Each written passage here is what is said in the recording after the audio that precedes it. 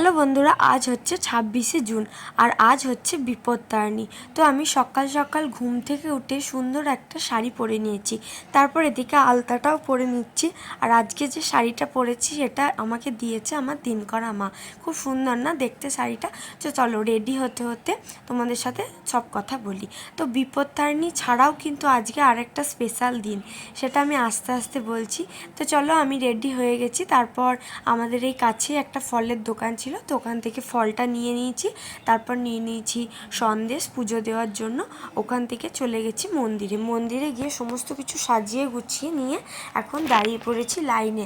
আজকে এত ভিড় ছিল, মানে প্রচুর ভিড় ছিল। তো তারপর 2 ঘন্টা লাইন দেওয়ার পর ফাইনালি আমাদের পুজো দেওয়া হয়ে গেছে।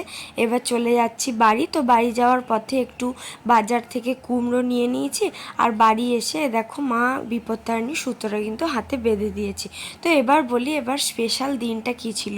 এই দেখো, আজকে ছিল আমার বরের জন্মদিন, কিন্তু সেরকমভাবে আজকে জন্মদিন পালন করা হয়নি, কারণ আজকে যেহেতু নিরামিষ, আর ও নিরামিষ খেতে খুব একটা পছন্দ করে না, তাই পরের দিন জন্মদিনটা পালন হবে।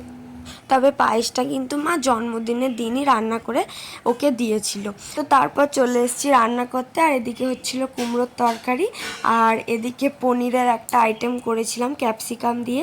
আর আজকে দুপুরের মেনু ছিল লুচি, সুজি, পনিরের ক্যাপসিকাম দিয়ে একটা আইটেম ছিল, ছোলার ডাল, কুমড়োর তরকারি আর মিষ্টি। তো তারপর দুপুরবেলা খাওয়া দাওয়ার পর রেস্ট নিয়ে নিয়েছিলাম।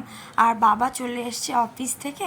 বাবা অফিস থেকে আসার পর আমি আর বাবা মিলে একটু বাজার গেছিলাম। তো যেহেতু আজকে ওর জন্মদিন, তো ওকে তো কিছু একটা গিফট দিতে হবে। তো আমি আর বাবা মিলে চলে গেছিলাম V2-তে। তারপর অনেক কিছু দেখার পর তো খুঁজেই পাচ্ছিলাম না কি নেব না নেব। তো বাবা গেছিলো বলে অনেকটা হেল্প হয়েছিল। তো চলো জিনিসটা তোমাদের বাড়ি গিয়ে দেখাচ্ছি। তো এই যে এটাই দিয়েছি, ও খুলছে, দাঁড়াও।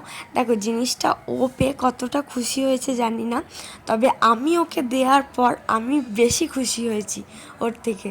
তো এটাই পছন্দ করে একটা হাফ শার্ট নিয়ে এসেছিলাম, মনে হলো এটা ওর ওপর খুব শ্যুট করবে।